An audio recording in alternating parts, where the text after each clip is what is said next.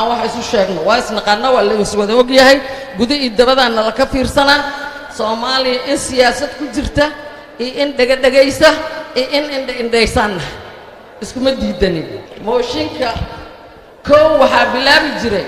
madaxweynihii ra'iisul wasaaraha dalka keena adii jiray 6 bilood ka bacdi markuu dalqadiisa arki waayo iyo dantiisa gaarka ahayd ordo oo iga soo bedela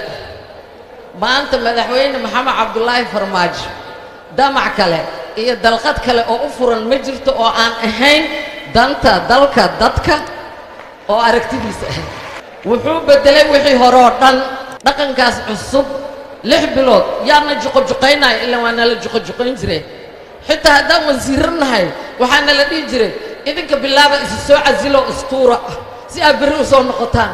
madaxweyne farmaajo xildhibaanna ma dhahayo wasiirna ma dhahayo shacabkana oo loleeya ma dhahayo waxaa kaloo soo jirtay 6 bilood markii la gaaro in ra'iisul wasaaraha laftirkiisu yiraahdo madaxweynaha ayaa maan howlii waa koodeellah xasan cali khayr ra'iisul wasaarahayna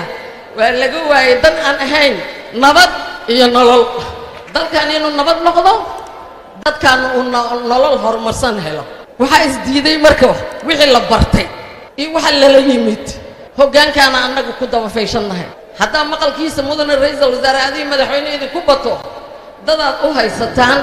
oo dawladana ku jira iyo dad iyo shacab iyo dawlad istaageersan haystaane sidiina hal idinku yimaado